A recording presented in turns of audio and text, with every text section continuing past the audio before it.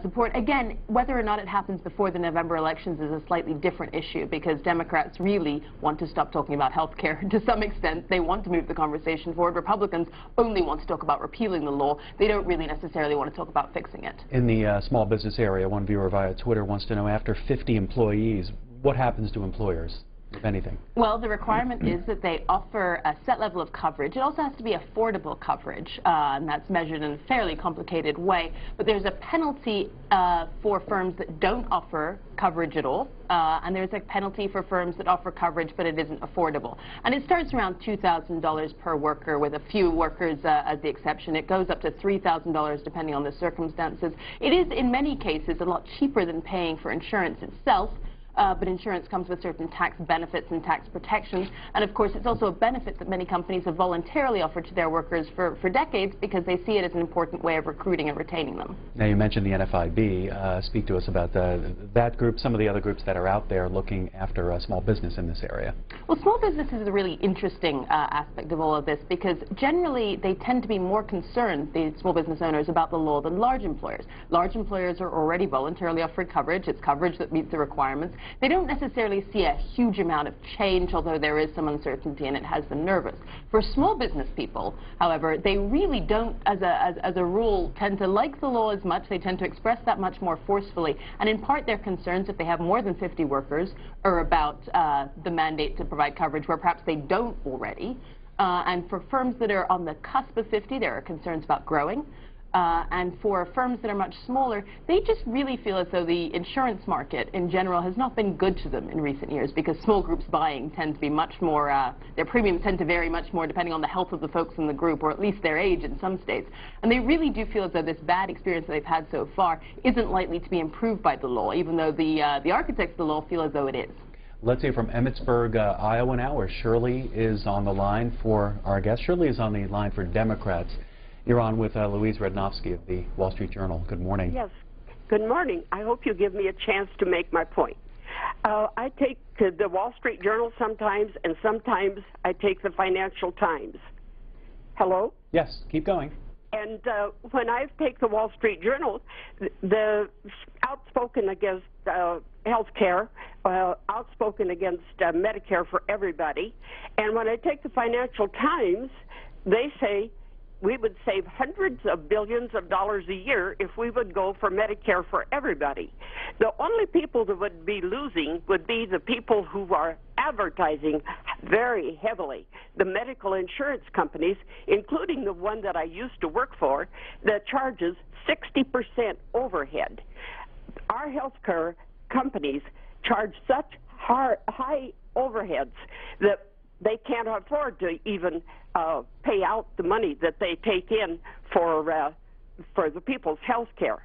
And we are 40th down, according to the World Health Organization, 40th down from top in our health care scheme here in this country. Would you like to, and then the Wall Street Journal says, in their Smart Money magazine, say, well, you better invest in these countries that happen to be socialist because they have better growth. Let's hear from our guest. Well, the key issue in the States is cost control, as far as lawmakers and policy advocates more generally are concerned. Now, what the health law does is not necessarily actually tackle costs directly. There are some provisions in it that are designed at curbing health spending or making it more efficient. But the main mechanism that it has at its disposal for trying to bring the cost curve down, bend the cost curve, as officials say, is expanding coverage. The idea being that if more people have insurance, at least the costs of uncompensated care, as the hospitals or the doctors would call it, won't be passed on to everyone else. Now, there are a number of people who dispute this, particularly conservatives, who are concerned that the insurance coverage doesn't give people enough skin in the game, essentially, and that itself is contributing to rising costs. It's an argument that's going to play out for years, and the data remains somewhat vague as well. It doesn't really tell us necessarily what people are spending on and whether it's good or where it's headed. So this is one that we're going to be fighting about for a long time. One of the many stories out there today, this one from the New York Times, having lost the health care battle, the NFIB readies for a long war, the National Federation of Independent Business. What does long war mean? in this context? Well, the NFIB had been somewhat more pragmatic about the court's decision even before it was announced than perhaps the White House had. The White House had insisted that it didn't have any backup plans, that it was going to win, that it was confident that whatever happened, it would be okay. And their public statements for months reflected this. What the NFIB did was actually somewhat more interesting. They discussed what their alternative options were even before they knew that they were going to have to use those alternative options. And the main thing that they stressed at the time was the employer mandate is something they're going to continue to focus on. They're going to make that the centerpiece of their campaign running up to November elections. To this extent, they're in sync somewhat with Republicans who have, of course, said that just because the court upheld the law doesn't mean it's a good law and they should repeal it. And now the focus for getting rid of it shifts back to Congress. How about consumers? How certain are you that consumers are clear on what this new law means to them? And I'll add to that, for visual purposes, a recent piece that you wrote. It was sort of a Q&A regarding consumers. What should they know or they be thinking right now? Well, some of the consumer-oriented provisions of the law have already taken effect, although people don't necessarily associate them with the law, and for supporters of the law, this is certainly something that they attribute to its relative lack of popularity. These are things like preventative services without out-of-pocket costs, although that, of course, has got some attention in recent months, in part because contraception has now been included as part of those preventative services. But that's one part of the law that's already in effect. Probably one of the most successful, from a public relations point of view, aspects of the law was the requirement that insurance companies allow parents to enroll their adult children up to the age of 26 in their plans. This is actually something that basically a large number of people seem to know about. They certainly are very supportive of it. It's tended to be relatively cheap, mostly because the folks who are getting enrolled on their parents' plans are young and healthy.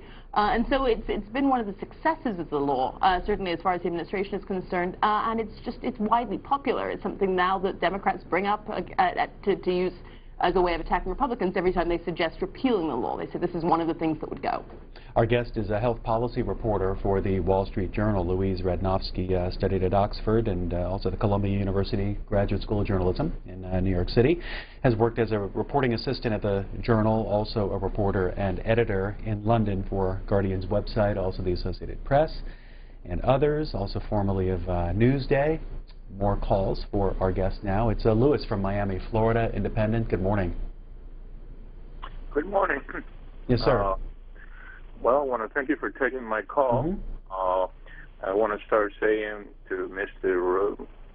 Radnofsky, I can't pronounce her name too well, that I believe the editorial integrity of the Wall Street Journal has been somewhat affected since Robert Murdoch took it over. But when we talk about lobbying, the lobbyists lobby the congressmen and they lobby the senators. Now, what I would love to see is our elected representatives to put their money where their mouth is. If you are against this law, why don't you resign all your federal medical benefits and go in this wonderful free market that you espouse? Most of you are middle-aged, and I'm sure some of you have medical conditions. And good luck. Thank you. This is actually one of the things that when polling is carried out on the law, it turns out to be by far and away one of the most popular political messages, that members of Congress will have to have the same health care as everybody else after 2014 when the new exchanges are being run. This is something that sometimes concerns some members perhaps and their staff. It's something that's very popular with voters. But as you note, right now members of Congress currently have access to the Federal Employees Health Plan, which is a fairly wide range of plans from which they can pick. The Blue Cross Blue Shield plans pretty much dominate the market there, but members of Congress tend to use these. That's something that will change in 2014. You're also likely to hear in the next couple of days around the repeal vote some sort of arguing from Democrats that what Republicans are trying to do, Republican lawmakers are trying to do, is go back to the old way for themselves. Myrtle Beach, South Carolina. Michael, Republican. Good morning. Good morning, sir. I'd like to talk about the doctor-patient relationship here. I'm a disabled veteran, and over the last 2 months, we have a VA clinic down here that has 6 doctors in it. Over the last 2 months, 4 of the doctors have left. Now, I inquired about how come they left. No one will give me a straight answer at the VA. I had a very good relationship with my doctor.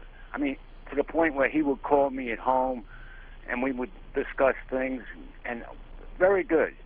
All of a sudden, I go in last month, all the doctors left, I get a physician's assistant. The first thing she does, now it's taken me 20 years to get my medication straight. I take about 5 or 6 different medications. The first thing this woman does, who doesn't know me at all, changes every one of my medications. And now I am fighting with the VA because my stomach is messed up, medications are affecting me differently, and the VA right now just doesn't care. They're doing the Obama health care thing. So this is what's going to happen to everybody under this Obama plan. Doctors are going to leave. You're going to get stuck with these people who don't know you at all, and they're going to tell you what they're going to do for you. Not that you have any input at all.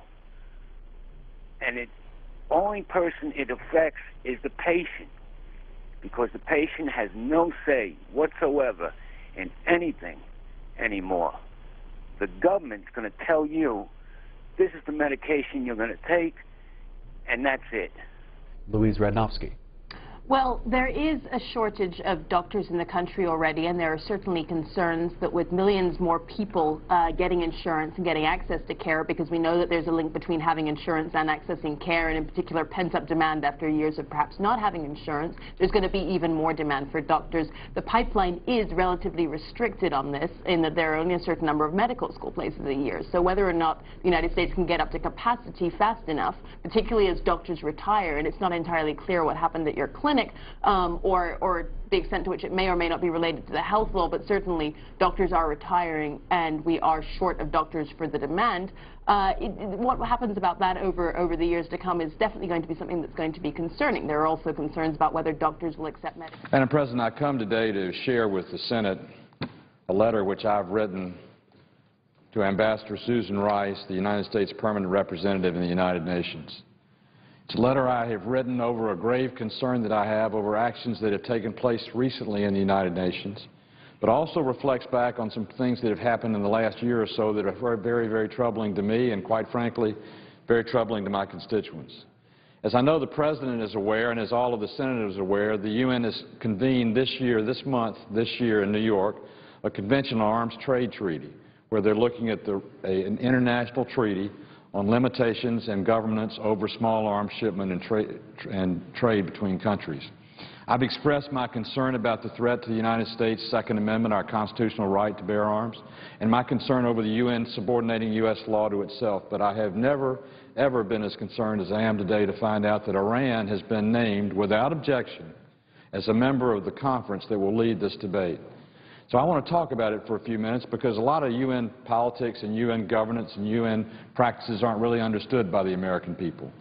But when the UN has one of these conferences working towards a treaty, they will appoint a general conference or a general bureau or a board which is made up of members of the UN who will work out the details on the conference and then submit the entire convention to the United Nations. There's a process through the United Nations where anyone can object to the appointment or to any other motion that may be made on the floor, because the UN operates under what's known as consensus, which is the absence of an objection. If there is an objection to a motion that's made, then a vote takes place. Iran has been seeking a position on this UN conference on small arms and the Arms Trade Treaty Agreement for some time, and that has been known. This is the same Iran the United Nations has sanctioned 4 times in the last 3 years for its progress on its nuclear arms program and its enrichment of nuclear material. This is the same Iran that as recently as last week, the UN sent its former chief head president to go to try and negotiate a settlement in the horrible things that are happening in Syria. This is the same Iran that has been accused of shipping arms to Syria and to the Assad regime that's resulted in the killing of over 17,000 Syrian people in the last year. How in anyone's right mind could they allow a country that is in the process of doing that, has been sanctioned 4 times by the UN, to ascend to a position to negotiate a conference and a treaty on small arms on behalf of the United Nations? Now, I have written this letter to Secretary Rice because I have the greatest respect for Secretary Rice, Ambassador Rice. And I know she is doing a great job. But I cannot understand for the life of me why the United States would not use its right to object to the appointment of someone like Iran to a treaty, on any treaty, much less the Treaty on Arms and the Arms Trade Treaty. It kind of reminds me of what happened a year ago when North Korea went on the Disarmament Committee in the United Nations. Syria today is seeking a position on the Human Rights Committee. These type of appointments to people who are serial violators of the very governance of the committee they're trying to seek is laughable and puts the United Nations and, quite frankly, the United States in a very embarrassing position. So I've written Secretary Rice today to find out the answer to the question. Did we have the opportunity to object to Iran being named to the conference? If we did, why did we not object to Iran being named to the conference? How in the world can we be expected to have any confidence in what would come out of this conference if, in fact, one of the world's worst perpetrators in the UN and in the world is being appointed to the conference? And I hope the Secretary will take the time to inform me so I can inform my constituents, because, quite frankly, I cannot explain it. Now, on the treaty itself, I have great concern that any UN treaty on small arms would intentionally or unintentionally affect the Second Amendment rights of the American people.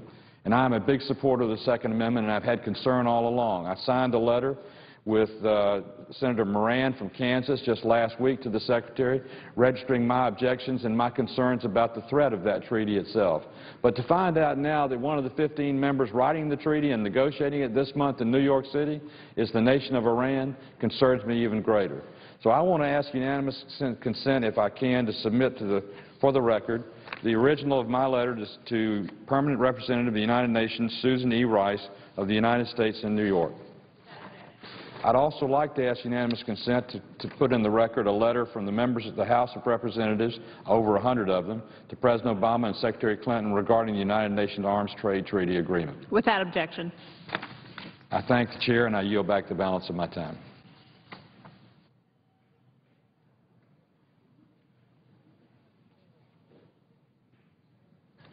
Madam President. The Senator from Iowa. Madam President, first I ask unanimous consent that Alex Shaner, Kelsey Smithhart, and Ryan Brennan of my staff be granted floor privileges for the duration of today's session. Without objection. Madam President, 2 weeks ago the Supreme Court did the right thing and settled once and for all the question of whether the Affordable Care Act is constitutional. As I said on this floor 2 weeks ago, the fight is over. The law is constitutional and will stand. Now, some have been saying that this is a great win for the President or for Democrats. I just don't see it that way. I believe this is a great victory for the American people, for small businesses, and for our economy. Now is the time to move past the political distractions and focus on the task before us, implementing the law to bring quality, affordable health coverage to every American. Unfortunately, Madam President, the House of Representatives tomorrow will take a step in exactly the opposite direction. They've cracked open their old, tired playbook and will vote once again to repeal the Affordable Care Act. This is the second time the House has taken this vote to repeal the entire Affordable Care Act, and they have failed every time to pass it in the Senate. The House has also voted 30 times to repeal pieces of the Affordable Care Act, and again, have not been successful on any one of those here in the Senate. In this chamber, and again, if you say, well, there hasn't been a vote, yes. In this chamber, the Senate, last year, every member of the Republican caucus voted to repeal health reform. That failed as well. Madam President, this is just cynical politics. My Republican friends don't expect their bill to repeal the Affordable Care Act to actually become law. They just want to put on grand political theater. Their strategy, dreamed up by the same old cast of characters like Karl Rove, is to gin up the rumor mill, scare people with lies and distortions, while offering no ideas of their own. They don't offer any new ideas because they don't have any. Neither House nor Senate Republicans agree on any plan that controls costs, brings down premiums, or covers as many people as the Affordable Care Act. In fact, a Republican senator was recently asked to describe his plan for the health care system if the Affordable Care Act were repealed. His answer, and I quote, "What we need to do is have a lot of hearings," end quote. That's their plan? What we need to do is have a lot of hearings? Madam President, I don't think that qualifies as a plan. That won't help the millions of people that would lose access to affordable health insurance coverage. Republicans in Congress are pandering to the extreme right wing, those who want to tear down everything that this president has accomplished, regardless of the cost. Their strategy only makes sense if you're absolutely obsessed with two things: tearing down health reform and tearing down this president. Obsessed with that. What would repeal mean for average Americans? Well, I've kind of looked at this a different way. People usually think of the Republicans being against the Affordable Care Act, but I want to just delineate what the Republicans would be for. What they would be for if they were to succeed in repealing the Affordable Care Act. So if you vote to repeal the Affordable Care Act, here's what you're for. You are for putting dollar limits on the insurance coverage of more than 100 million Americans, which would allow insurance companies to stop paying benefits right when you get really, really sick. They just stop paying benefits. That's what you're for if you're for repealing the Affordable Care Act.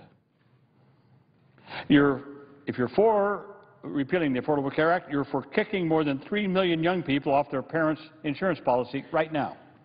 3 million. If you vote to repeal the Affordable Care Act, you're for allowing insurance companies to cancel people's coverage when they're sickest. Just cancel the policy.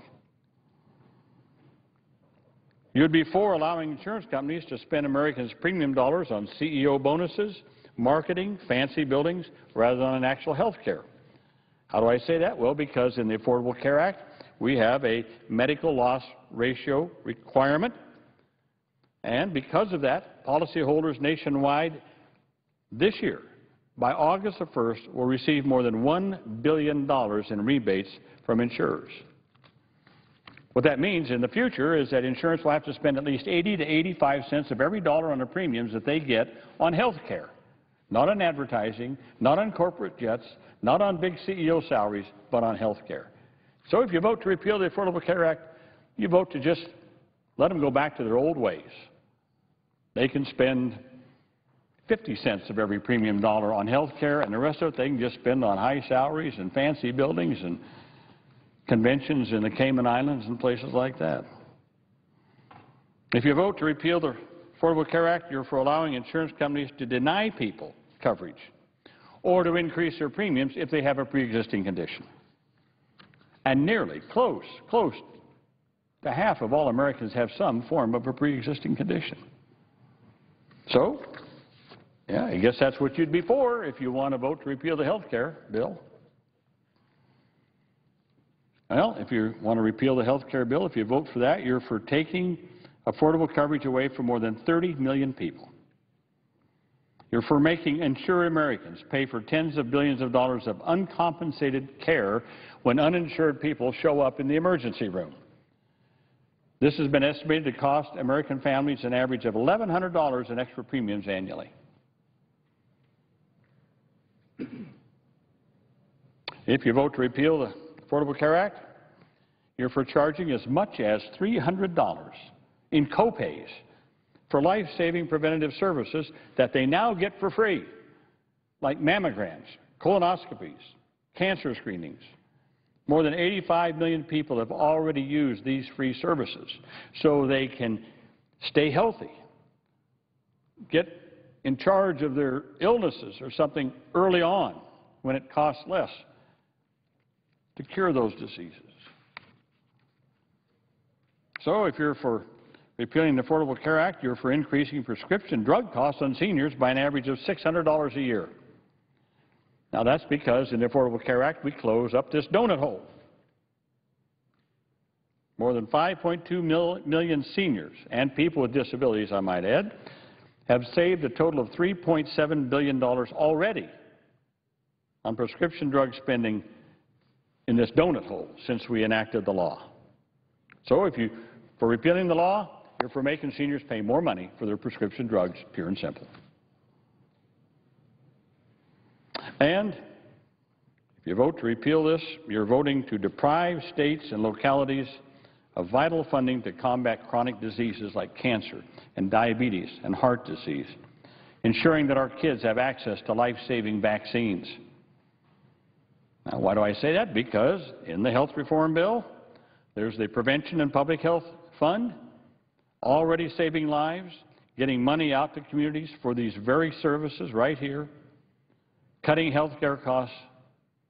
Well, if you vote to repeal the Affordable Care Act, then you're saying that, well, we're not going to combat chronic diseases like cancer and diabetes and heart disease.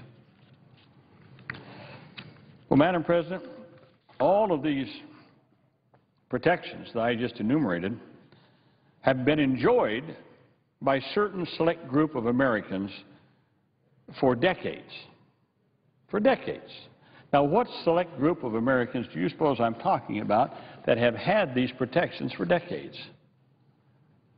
Well, I suggest that every member of Congress, the Senate and the House, look in the mirror. We've enjoyed these for a long time. How many times have we heard in the past when we were debating and having hearings on the Affordable Care Act before we voted on it? How many times have we heard from our constituents, we just need the same kind of health care coverage you guys got in Congress? Well, that's what we did. We had we didn't have higher premiums because of pre-existing conditions, no exclusion because of that. We had no lifetime or annual limits on benefits, no cancellation of coverage when we got sick, no co-pays for vital preventative services. So in health reform, we basically gave the American people the same kind of health care services that we in Congress have enjoyed for a long time. So when a member of Congress votes to repeal the Affordable Care Act, he or she is effectively saying, these consumer protections are great for us, we'll keep them, but they're too good for you, the rest of the American people. And that's just the kind of cynicism that takes your breath away. Finally, let me point out that the issue of the mandate issue that has gotten so much publicity lately, well, quite frankly, this issue of this mandate, or as I call it, a free rider penalty, has a long bipartisan history. 7 current Republican senators have previously endorsed a mandate. 7. Many more Republican senators endorsed it, and they're no longer here. They retired or got defeated.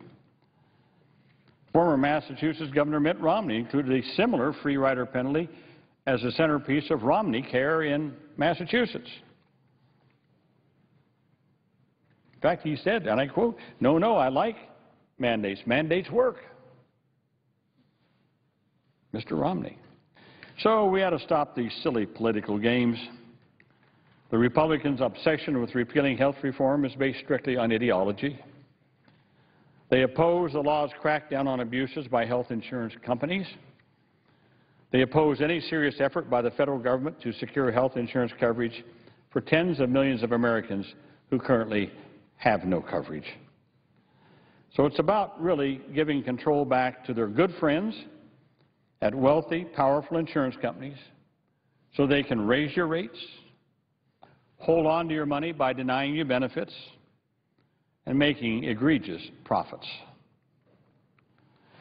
We all remember William Buckley's famous admonition to conservatives. He said that the role of conservatives is, quote, to stand athwart history yelling, stop. William F. Buckley. The role of conservatives is to stand athwart history yelling, stop.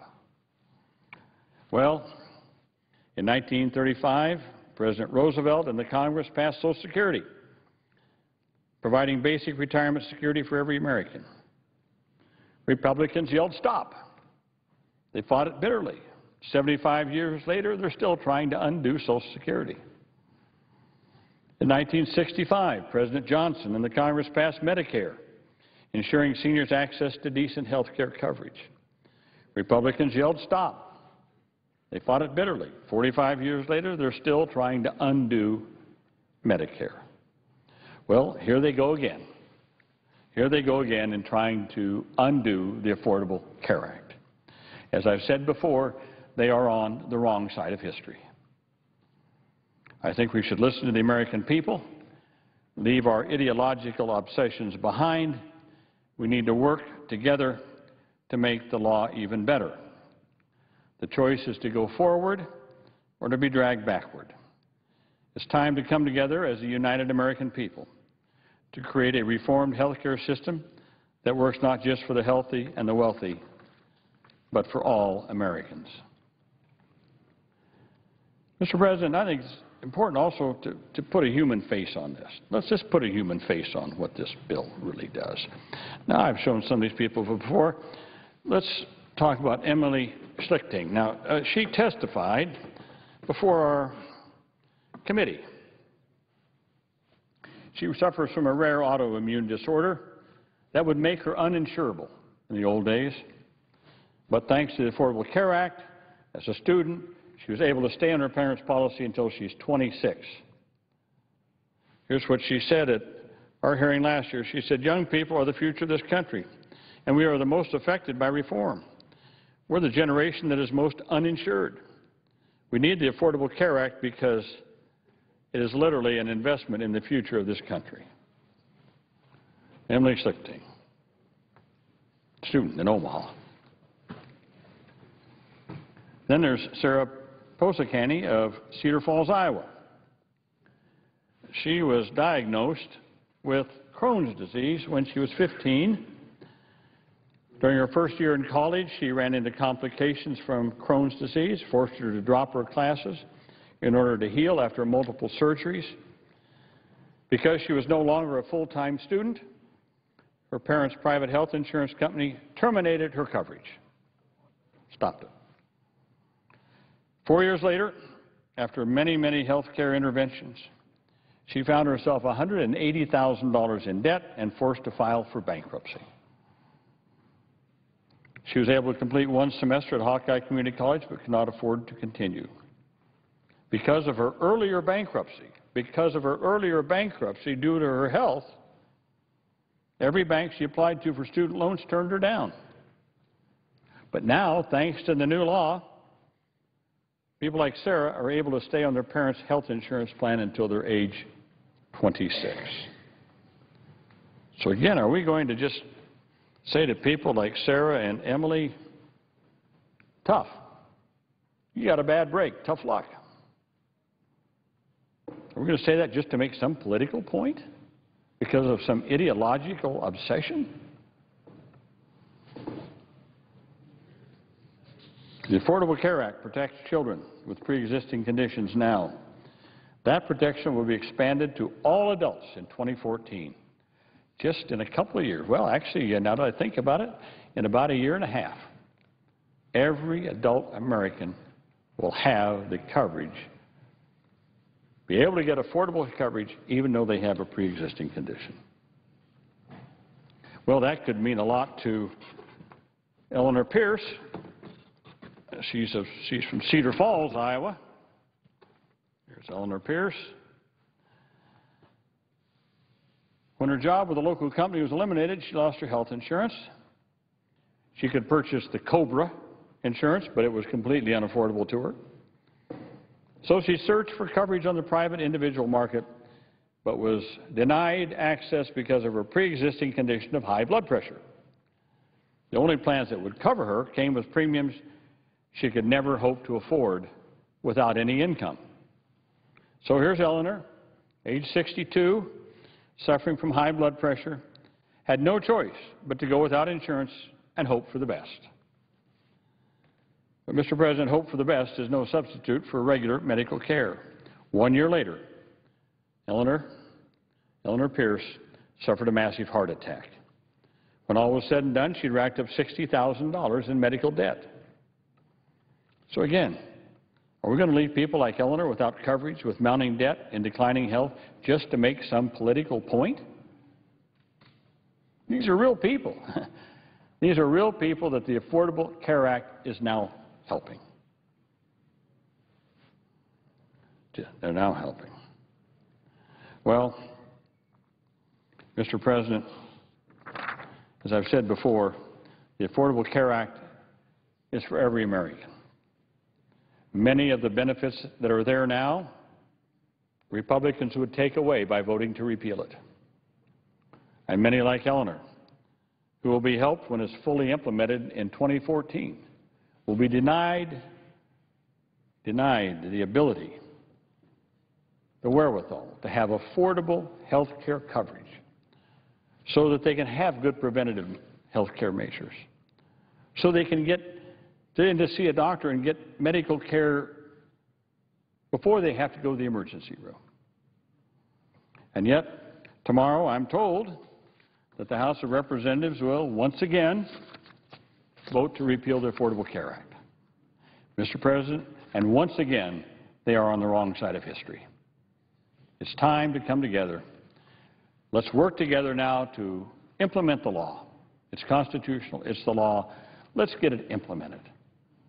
And let's make sure that we don't go down that road again of just political theater, ideological obsessions. I know it's a campaign year. I've been in a lot of campaigns myself. They're tough. I know that. But there comes a point where you've got to put politics aside for what's good for the American people. Now is the time to put the politics aside on the Affordable Care Act. Let's get to the business of implementing it. As I said, Governor Romney is the nominee of the Republican Party for president. I'm sure they will do everything they can to elect him. I understand that. That's fine. That's the American way. Wouldn't have it any other way. But just keep in mind, when he was governor, he put in a health care system in Massachusetts that's very much like the Affordable Care Act, with a mandate, and which he himself said. Governor Romney said, no, I like mandates. Mandates work. Well, it's time to move ahead. Let's implement the bill, and let's get over this political theater that the House is going to embark on tomorrow. Mr. President, with that, I yield the floor.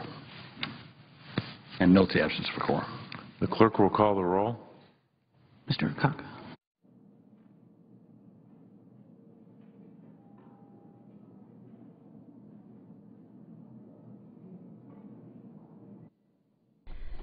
Senator Harkin talking about a bill that would repeal the 2010 health care law that the House is debating right now. More debate tomorrow, with a vote on the measure in the House expected in the afternoon. And tomorrow morning, we'll have live coverage of the House Agriculture markup of the Farm Bill on C-SPAN 3 starting at 10 Eastern. Roll Call writes that the meeting may take the Farm Bill on a swan dive out of regular order into potential oblivion, in diametric contrast to the Senate, which passed its version last month after roll call votes on 42 amendments during a marathon week of deliberation. There's a growing groundswell of support among the House leadership for having no floor debate at all on how to update crop subsidy, rural development, and child nutrition programs for the rest of the decade. The reason is that a protracted floor fight would allow the measure to be picked apart by both GOP conservatives, who lament the way the government plays such a big and expensive role in the business of agriculture, and Democratic liberals, who are emphatically opposed to taking the required amount of budget savings almost entirely out of the food stamp program. So a little background on the Farm Bill from Roll Call. Before the House Agriculture Committee markup, when they'll make line-by-line changes to the bill, happening live tomorrow on C-SPAN 3 at 10 a.m. Eastern.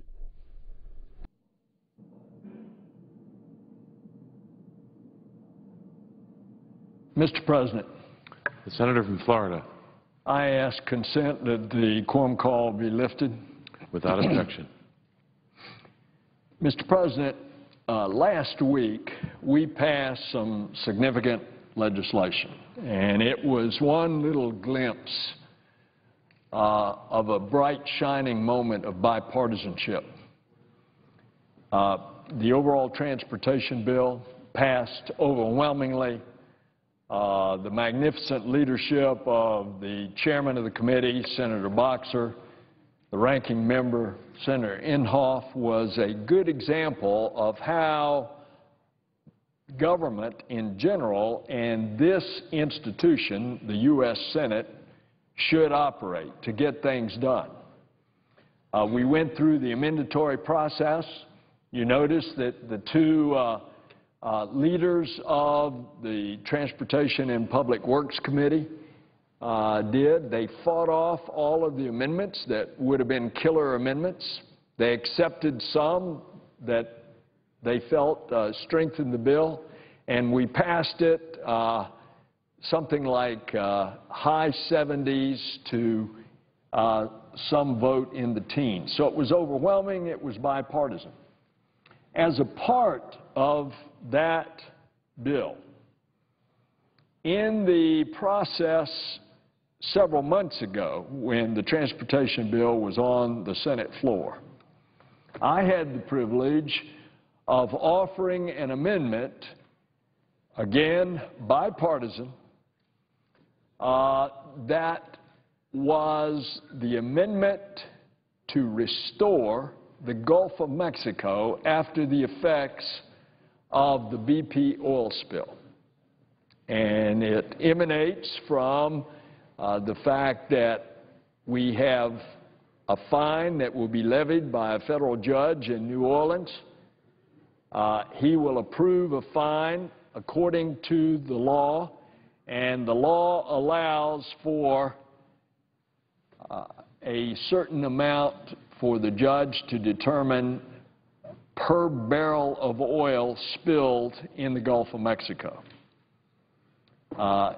And the law in general allows for the amount to be levied against any barrel of oil that is spilled in a public waterway. In this case, we're talking about some real money.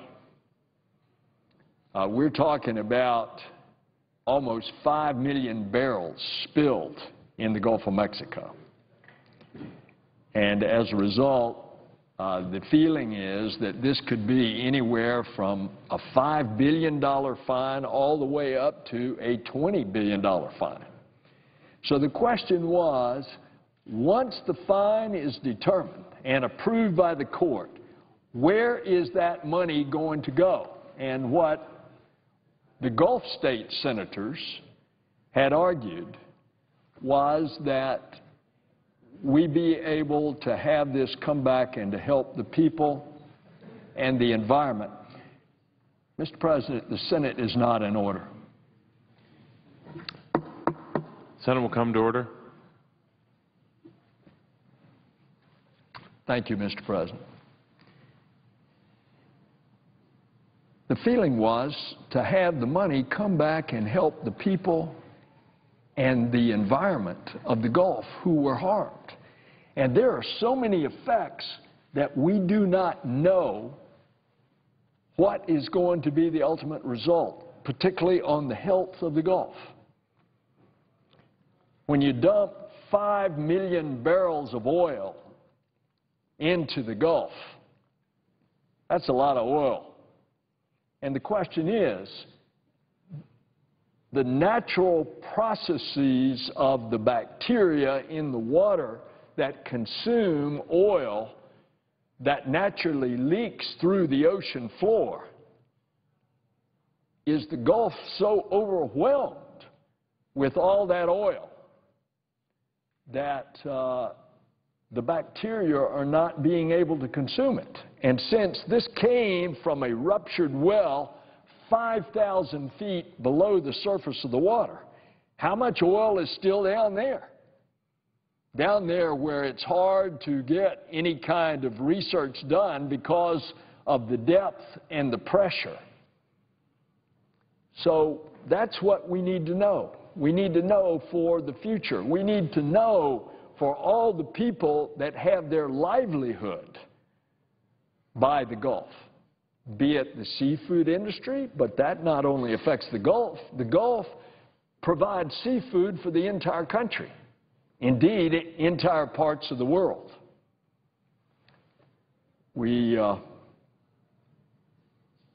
So I'm coming here to say that we have an incredible success in a bipartisan way, and I remind the presiding officer that we passed that amendment onto the transportation bill, the Restore the Gulf of Mexico Act. We passed it in this chamber 74-22. It was a huge bipartisan vote. So last week, it was a time to celebrate, and it was a time to celebrate for our whole country for a lot of reasons that I've mentioned. And I have recently, as a matter of fact yesterday, gone back to the shores of the Gulf to share with the people what are the specifics of the legislation that we passed.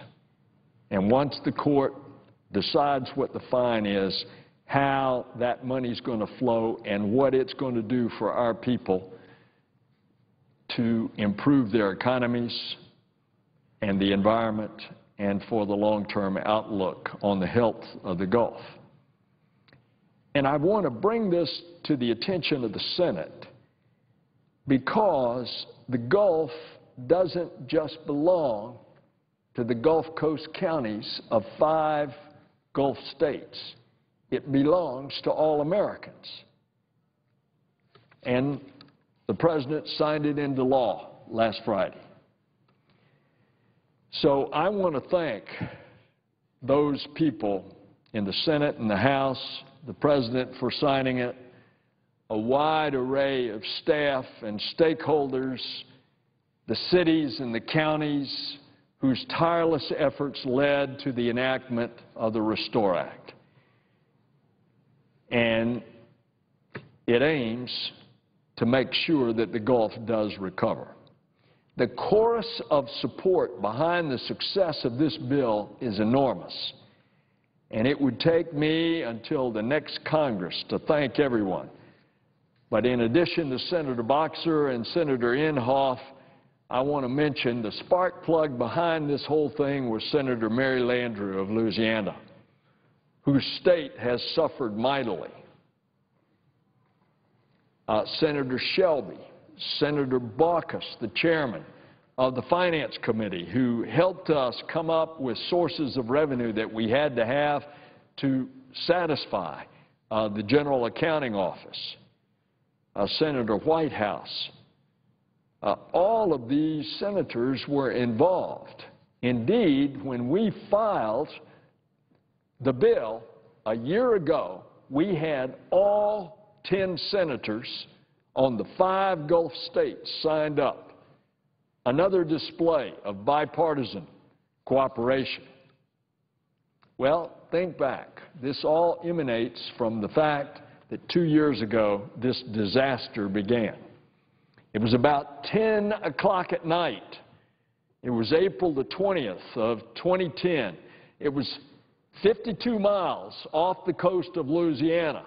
The Macondo 252 oil well, it suddenly kicked, leading to an explosive blowout that claimed the lives of 11 Americans. And for the next 87 days, almost 5 million barrels of crude oil gushed into the Gulf. Fishermen pulled the gear off their boots and replaced it with boom. They pulled the gear off their boats and replaced it with boom and skimmers. The tourists canceled their vacations. The waiters came to work to find that there were no customers. And the oil continued to coat the marshes that are the nursery habitat for juvenile shrimp and so many of the other critters that spawn in and around the marshes.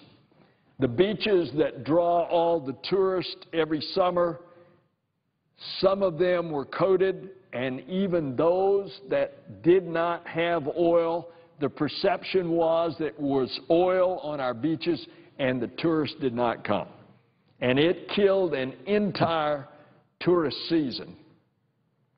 And that's why, in addition to Louisiana being affected with their environment and their shrimping industry and their fishing industry, the economy of Florida, where oil got on to the westernmost beaches. As a matter of fact, there's that famous photograph that had those white, sugary, white sands of Pensacola Beach, and it looked like the entire beach was covered. Well, that shot around the world, and people started canceling vacations.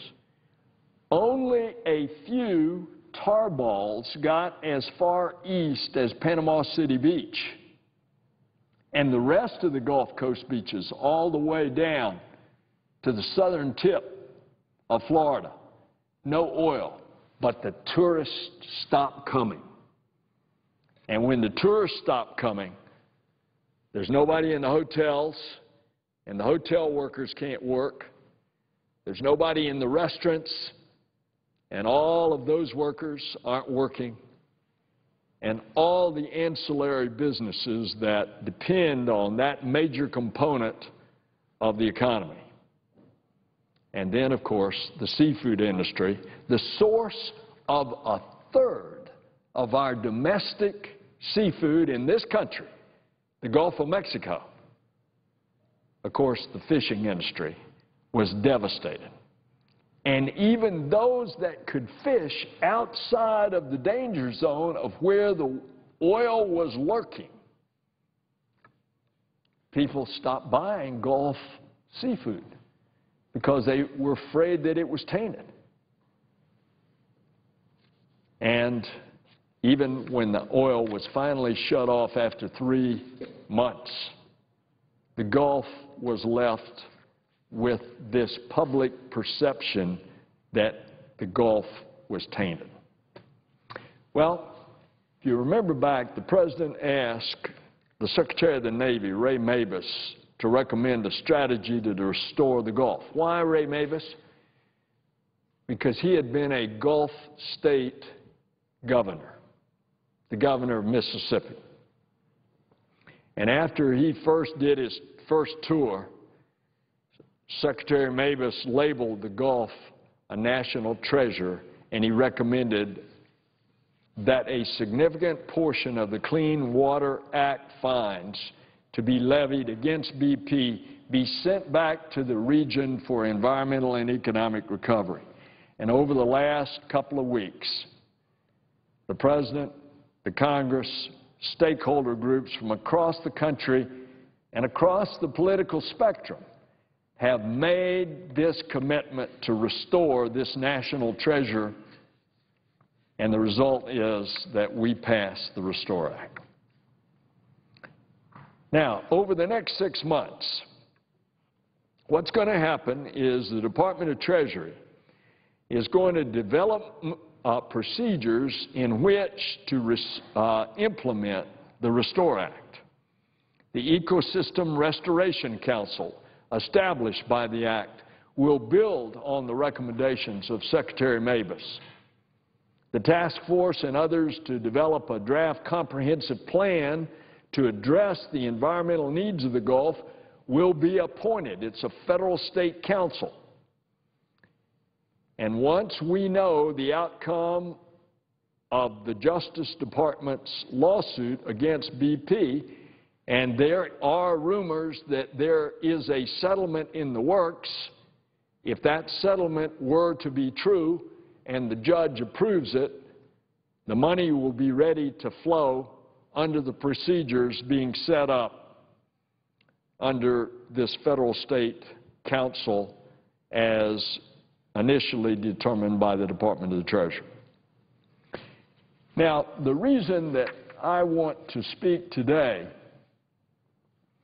is not only to thank the many people that helped us accomplish this major milestone, but I also want to put into the congressional record why certain provisions in the Restore Act are there. As the sponsor of the amendment, I want this legislative intent to be understood on a going-forward basis as the law is implemented. Certainly, I want it understood from my perspective as one of Florida's 2 senators in what we've done, but it's important to flesh it out if it hasn't been said already in testimony in committee as well as the testimony as given in the speeches here on the floor. The Restore Act sends 80% of all the Clean Water Act fines back to the Gulf through 4 mechanisms. The first is to direct equal allocation among the 5 Gulf states. In the spring of 2011, in our state, the Florida legislature passed and the governor signed legislation to ensure that the most affected counties receive the bulk of any oil spill funding that comes to the state. This is different in the allocation in this first pot of money in the state of Florida from what was indicated in the other 4 Gulf states. In some of those states, they've directed funding back to their state government. In the case of Florida, it is memorialized in this act, in law, that the Florida legislation, in effect, specifically the state law directed that 75% of the funds for Florida in this first pot of money would be spent in the 8 disproportionately affected counties in the Florida Panhandle. So from the west, Escambia County, all the way to the east to Wakulla County, while the remaining 25% would be spent in other counties. That allocation of funding is mirrored in the Restore Act, and it's now law. This is important because while there are places across the state that suffered from the misperception of oil, the Panhandle counties were some of the hardest hit. So when it comes to the first allocation, the intent was to have those 8 counties receive 75% of the funds in that first pot, and for the other counties along the Gulf Coast of Florida to receive the remaining 25%. If that state law is changed in the future, I want it clearly known that the legislative intent of the sponsor of this bill was what was just said, the 75-25 allocation, not to be squirreled off into some other pots, not to be squirreled off into some other purposes in the state government, but to go to the counties that were affected by the spill. The Senate-passed version of the Restore Act included impact allocation formulas for disproportionately affected counties and for other Gulf Coast counties that took into account things like population and proximity to the oil spill. These impact allocations were meant to provide a reasonable and transparent method for accounting for impacts between Gulf Coast counties in Florida. And the Florida Association of Counties convened working groups of the disproportionately affected counties to determine just such a method. When we got into the conference committee with the House didn't go along with that particular internal approach. So that language was not included in the final public law, but I want the record stated that that was the intent of the Senate-passed bill, and as I have just come from the Gulf Coast yesterday, I understand from the county commissions all up and down the Gulf that they intend to work with the cities and the other affected parties to try to follow that method that they had recommended to us that we put into the Senate-passed bill. The 8 Panhandle counties worked hard to reach a consensus, and it's my expectation that they're going to continue to honor those collective decisions to come up with a fair and reasonable method of allocating the money. And throughout the spill, and for the recovery efforts that are moving forward, the Gulf region worked as one Gulf, with Louisiana shrimpers standing shoulder to shoulder with Florida county commissions, because together the Gulf would be stronger and better. And I urge all of the stakeholders to continue this unified, consensus-driven process. Any one city, any one county, or state restoration effort will only help the region if you look at it as a whole. Now, I said there are 4 pots, and each of the pots have a defined, specified amount, a percentage of the total fine money, and each of them have certain criteria. The first pot that I just described that will be divvied up among the 5 Gulf states, equal parts to each state, and distributed according to the formulas that I just mentioned. The second pot is an amount of money specified to be directed under a federal state council, and it will be for the purposes of restoration of the environment of the Gulf. A third pot will be specified to be according to state plans operating under the criteria put together by all of the stakeholders, including a representative from all the Gulf Coast counties in Florida, and ultimately approved by the state federal council. The last pot, the final 5% of the allocation of the monies, is to be an investment in the long-term science and monitoring of the Gulf ecosystem. And when the oil began to spill, we immediately realized how little that we knew about the Gulf.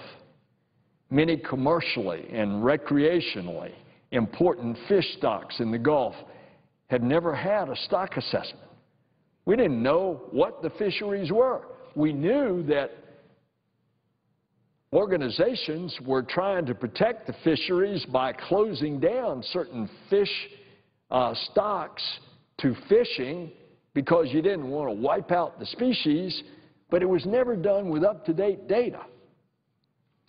And to know how to restore a whole ecosystem, we have to know what has been harmed and how we go about straightening it out. So half of this pot of funding, the science funding, is going toward a grant program to collect data, observe and monitor the fish, the wildlife, and the ecosystem of the Gulf in the long term. From the beginning, this program has been a priority of mine because our fishing industry is so important. Commercial fishing as well as recreational fishing. And among the recreational fishing, it certainly includes all the charter boat captains who make their livelihood on people who want to come to Florida, enjoy the beaches, and then go and enjoy the benefits of the Gulf of Mexico with our fishing. And by the way, the protection of these species, it's not just for the fish in the Gulf, because so many of these critters that are spawned in the marshes and bayous of the Gulf, in the nearshore habitats of the Gulf, are species that go and migrate to all the oceans of the world. I want to reiterate that this program is intended to provide a long-term investment in the Gulf science. Years ago in Alaska, after the Exxon Valdez spill, it took 5 years for the herring population to collapse, and it has not recovered in the 19 years since. We don't want this to happen in the Gulf of Mexico fisheries. If this Gulf science program looks only at the short term, we may not be able to adequately assess the real impacts.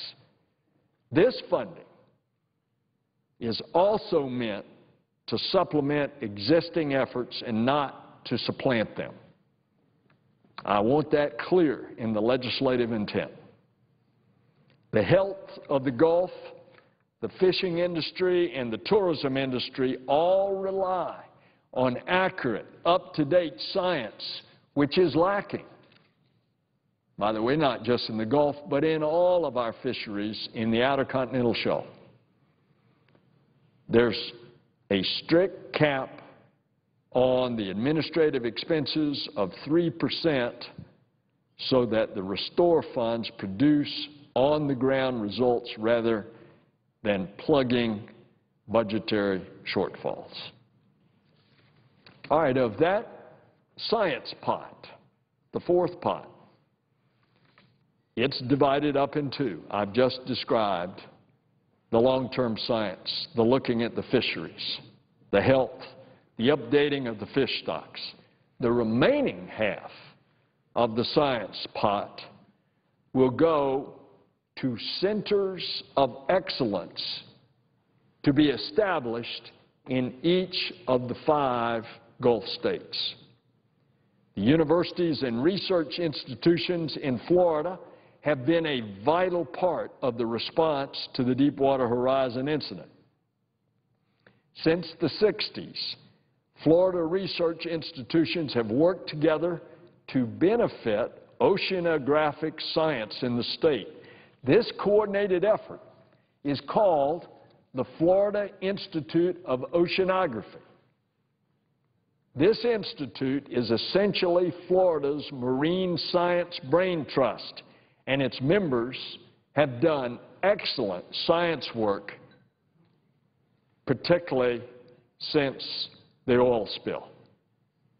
This model has produced excellent results that avoids the duplication and makes the most effective use of the resources in the state, and that's why the Restore Act includes language that specifies that in our state in Florida, and each state can decide their own, the other 4 states, but in our state of Florida, a consortium of public and private research institutions in the state, a total of 20, with 7 associate additional members, including the 2 state research agencies.